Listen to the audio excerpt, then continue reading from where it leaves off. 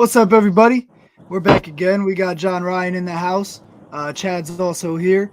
He's not in the house. He's in his car driving, getting that drive working Always. grift on. Yep, Yes. as usual. We're here to talk about tonight's Thursday night game, man. We finally have a prime time game that seems to be exciting. With some high powered offenses.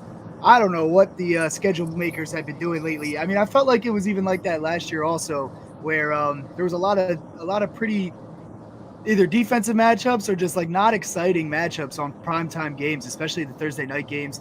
But that all changes tonight, we would think.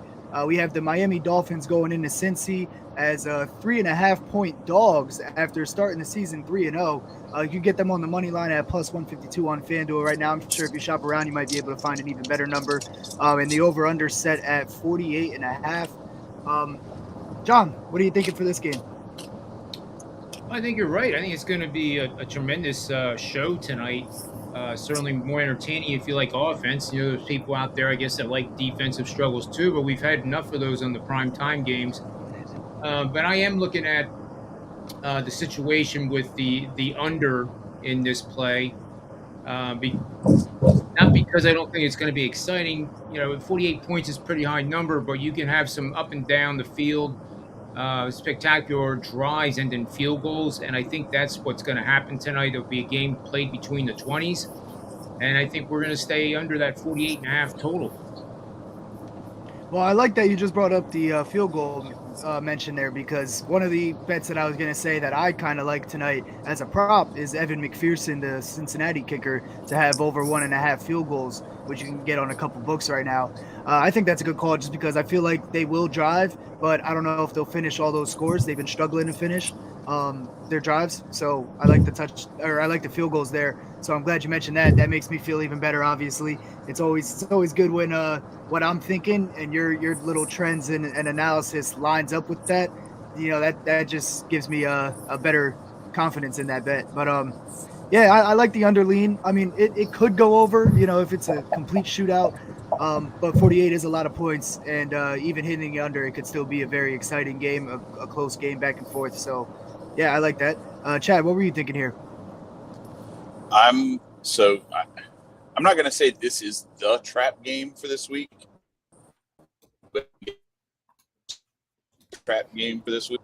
I think that all the hype around Miami, the fact that they're coming in as 3.5 point dogs, which in normal circumstances you would look at the way that they've played and the way that Cincinnati has played, and throwing out the fact that Cincinnati was in the Super Bowl last year, I think people would treat this similarly to how they treated sort of that Giants Cowboys game, or they would expect it to go that way, where it's like, why on earth would I pick the Giants? The Cowboys are better, blah, blah, blah. I see this as being a very decent sized trap. And I sent you something earlier, just an hour or so ago, that I think it's DraftKings or BetMGM. One of them, sent this little notification showing that 66% of Louisiana bettors, so that's where I am, are on the Dolphins for this game.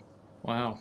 And I'm thinking this is Tua, a former Alabama quarterback, going up against Joe Burrow, the patron saint of Louisiana quarterbacks, of LSU quarterbacks. And Louisiana bettors are that big on the Dolphins. I'm looking at this like, whoa, hold the phone, Jack. I like Cincinnati in this game. I like Cincinnati a lot. And I don't think you get good enough money taking the money line with Cincinnati. So I'm more prone to just go for that 3.5 and roll the dice, take my chances that even if it does end up being a field goal struggle, that somehow Cincinnati finds a way to win it by 4 or more. I like Cincinnati, or maybe you could tease your way to, a 2 or 3 point spread, 2.5, something like that instead. So that I just don't like trying to go for that money line and then you're looking at, negative 150 or something like that. It's just a little bit too much in terms of like what you're going to get ROI wise. I prefer to go for something that I feel confident they can win by a field goal. So why not go 2.5 and get something closer to like negative 120? Well, Chad, the trends would forever be in your favor if that keeps hitting tonight. In the last 10 years, only four teams, or the Dolphins are the fourth team in the last 10 years to start the season 3-0 and be an underdog coming into week 4. The last three teams that have done it in the last 10 years all lost week 4. So There you go. that trend's looking in your favor there. I feel like we also have to look at the fact that Tua's hurt or playing hurt. Hotep Yatusabis, shout out to Hotep Yatusabis in the chat. He just has thoughts on Tua being hurt, as playing hurt.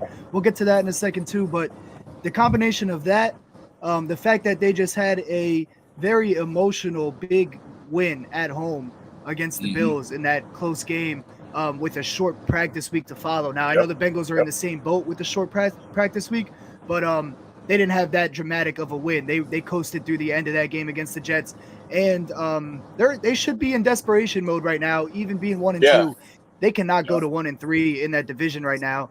And I hate to use this as like a factor or something that I'm actually considering, but I really am. That hurricane passing through Florida, man. These guys got family back there. That's true. They got their lives are set up there in Some Miami. distractions. And yeah, it's a distraction, man. They could be worried about that. Not to say that they're gonna like come in and they're not focused on the Bengals. They know that they respect the Bengals. I mean, they just won the AFC Championship last year. But all those factors, man, it just seems like a tough spot in terms of scheduling for Miami right now. So I favor Cincy on that front. But yeah, I mean, I want to know if John, because I know he's favoring that under, but John, do you see, because sometimes we're at odds with each other, and sometimes it hurts me because I go and bet my gut on this stuff, and then and your numbers go against it, and sometimes I'm right and sometimes you're right, but you're right more often than I am. So I'm kind of curious as to what your models show for this with Cincy in this spot. Well, to be fair to my premium clients, I have a pretty big side selection going, but they also got the under. But what I can tell you is that my prop bets, which are 14-4 so far, they've made $583 per $50 bet. The Dolphins, Jalen Waddle to score a touchdown plus 145, I think is pretty juicy. Bengals, Evan McPherson over 1.5 field goals, minus 115 at DraftKings. Dolphins, Tua, because of all the uncertainty of his injuries, and they play this close to the vest for a reason. And if Tua plays, I think it's worth plus 650 that he scores a touchdown from like the 1 yard line, or maybe he scampers in from the 20. I don't know, but I think that's pretty juicy at 650. And then the Dolphins, Jason Sanders over 1.5 field goals made plus 105. Those are my four prop bets for tonight. John, I didn't even know you were on the McPherson field goal when I said it earlier in the show. I had no idea. So now I feel really confident about that. That makes me feel even better again. And you have the Dolphins kicker as well. I like that take. I think that, and it fits under your under analyzation as well, if they kick some field goals instead of finishing some drives with touchdowns. So that makes a lot of sense. So I feel like the Tua touchdown odds are juiced that high probably because of the fact that he is playing hurt, and you wouldn't expect him to take off and run in that goal line situation, but you're kind of using that as like a contrarian like hedge against that kind of thinking, right? And saying, well, if they're going to put it that high, it's worth taking a stab at it, because at the end of the day, we know he wants to win. I mean, the fact that he even came back in last week shows you that he's all about his winning, and so I do like that thought process there. But does Tua being hurt change? I know you're not going to give your side away, but was Tua's being hurt or not and a big factor in that, or was it kind of? It's a great question, because much like the stock market, we're watching a bear market unfold before our very eyes, and it's not surprising if you follow the charts. And if you take the adage that the current price level of Apple, the current price level of the Dow Jones, the current price level of the Bengals Dolphins game reflects all the information that we know right now. And that's the price. And the price is what is it? Plus 3.5 at most places. It was 4 preseason. This line opened at 4 before the preseason even started at circa. So it's amazing to me that that line hasn't moved given all the news. But all the news put into a blender and dialed up, or still at 3.5. And it doesn't make a difference to me, like trying to figure out whether a quarterback's going to play or not. As we like to say, I bet the numbers and not the names, not the team names, not the mascots, not the cheerleaders. You know, it's being a little facetious there, but the number is telling me certain things that will, in any game, will take me to that side. We have a couple college games that we'll talk about on Saturday on that show that clearly Mississippi, Kentucky, in my humble opinion, Mississippi's ranked higher in the standings. In other words, they're not as good as Kentucky in the polls, yet they're favored by 7.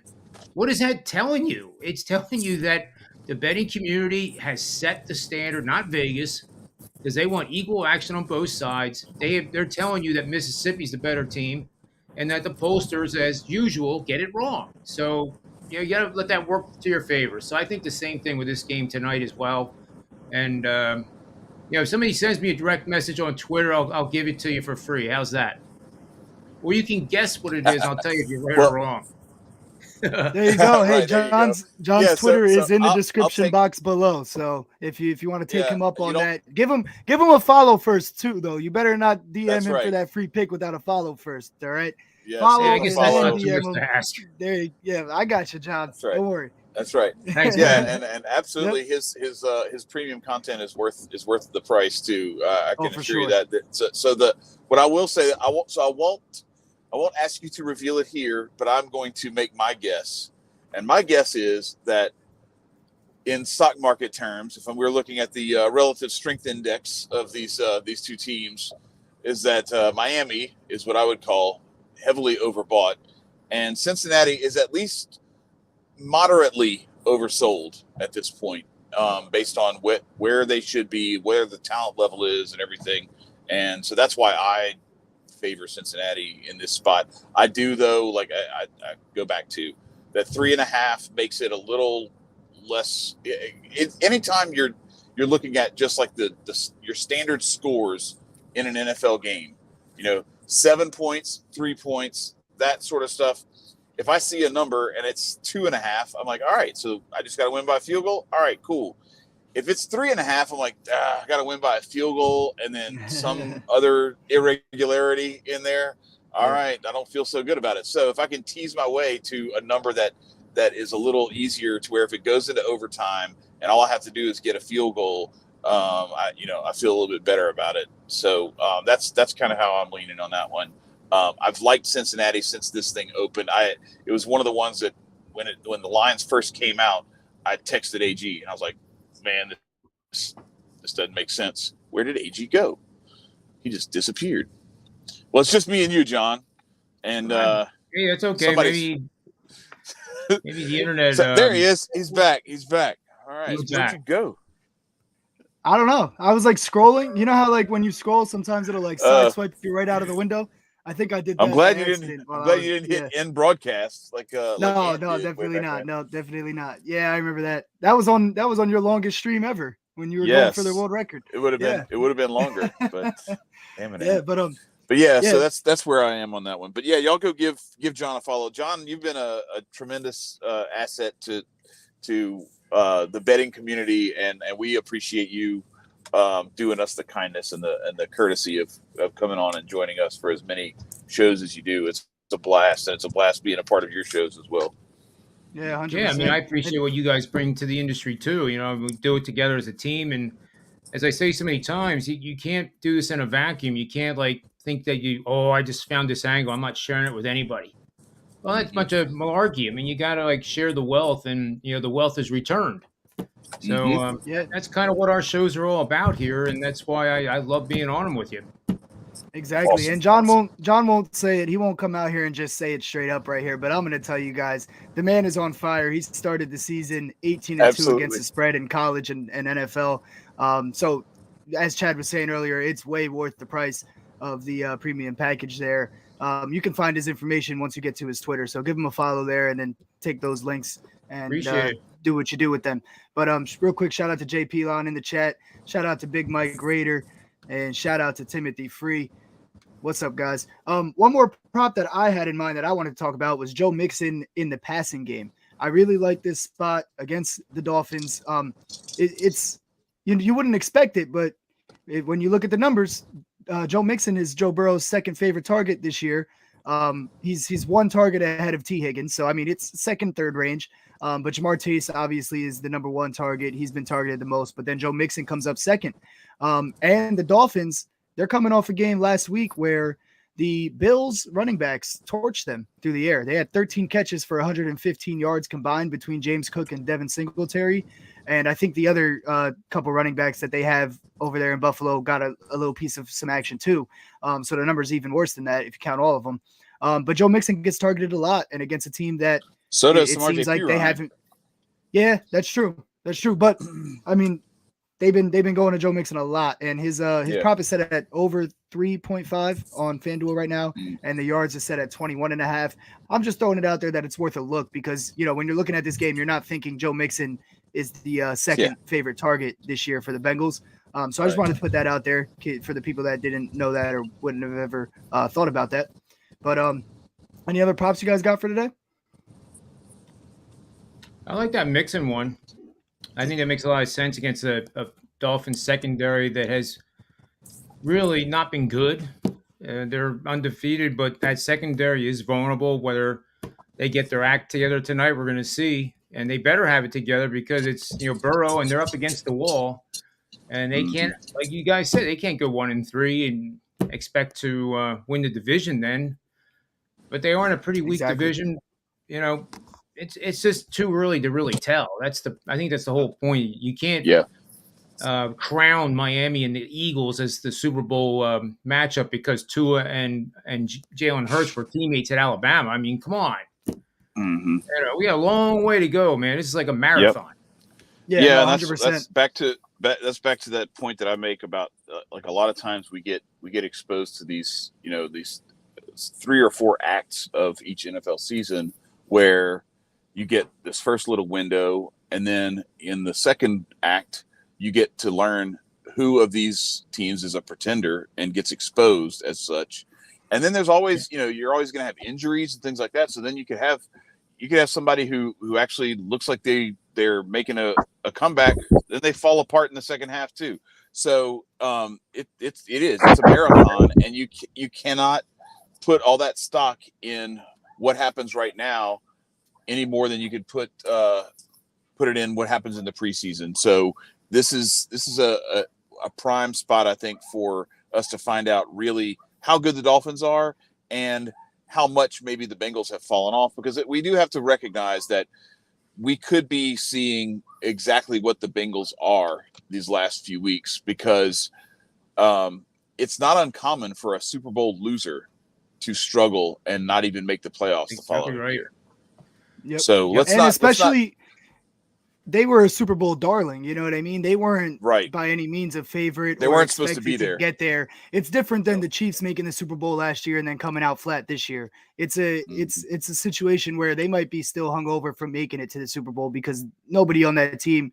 Well, I mean, they're all gonna say, "Yeah, that's what we were playing for the whole season," but nobody on that team expected them to go to the Super Bowl. You know what I mean? Not that year at least. So well. And not for nothing, but like teams that go that deep in the playoffs, whatever sport it is, baseball, football, basketball, hockey, it's a shorter recovery time before the beginning of the next season. And anybody who gets injured in the playoffs, if they have a long recovery, it takes them that much longer. So there's a lot of this stuff that like you've got people who they may not have their real sea legs until week 6 or week 7. And at that point, if the Bengals don't get their act together, it's going to be too late. That's why this is a must win for them. I think I had this article over at gambling.com, and people can get over there and just look for it. It would be underneath probably news or NFL picks section. But anyway, I researched the Super Bowl champions. They do pretty well in the beginning of the season because they have the positive momentum. The Super Bowl loser doesn't. But I think it's 40% since 2000 that one of the 2 Super Bowl participants did not make the playoffs. Mm. So I know it's a surprising number. It may not be 40%. You're best to go over to the site and take a look at it if you're interested. But it's a surprising number of teams that made the playoffs, maybe eliminated in the first round, don't make it the next year, and back-to-back Super Bowl champions. It's been a while now since Yeah. that's occurred. Yep. And it just shows how hard it is. It's only 17 games to the regular season, but it is it's a marathon. Yep. Mm-hmm. All the injuries, the MASH unit type, infirmaries at these places. When we get past week 8, I mean, just look at the injury list now already that the NFL publishes. That's enough to fill a small yeah. hospital. Chargers So, alone. Yep. Every year. And it is the teams that stay relatively healthy. Superstars like Jalen Hurts don't get hurt, or Herbert already is hurt. The names. They stay healthy, and the leaders of the team stay healthy. They're the ones that have the best chance of making it. Yeah, well, look at the Ravens last year. I mean, Lamar was looking like another MVP season. The Ravens were looking unbeatable. He goes down, all of a sudden, you got nothing. You know what I mean? So you're 100% correct. That's really what it comes down to. But so I think John Ryan's top pick is the under. His top free pick for you guys is the under. You can go over and get the premium if you want his side on that take, or go follow him on Twitter and DM him. That's special just for us, since you guys are tuned in to Men of Order. So we appreciate you doing that for our guys, John. I like Joe Mixon's receiving props. To your point, John, about the Dolphins defensive secondary, they've been getting torched. So you also got to take a look at T. Higgins and Jamar Chase, not just Joe Mixon when that's the case. So I like those picks as well. And field goal games, we like that as well. Go ahead, Chad. And then go ahead and read go ahead and read it. This is from Victor. He came Victor in said and this.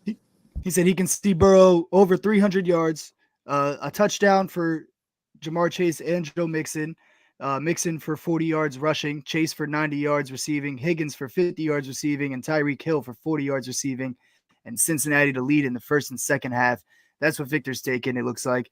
I don't hate That's a those. lot to They ask, can I all think. Yeah. it's a lot to ask if you're doing like a parlay with all of those. It's definitely a lot to ask. But if you're playing a couple straights there and maybe parlaying a couple of them, then it's solid, I think. I mean, at least 80% of that can hit, in my opinion. It could all hit, but that's on a perfect day. Right. But yeah. But yeah, I mean, I'm good stuff cool with those picks, man. You guys got anything to add for this game tonight? I'm good. Yeah, I'm good.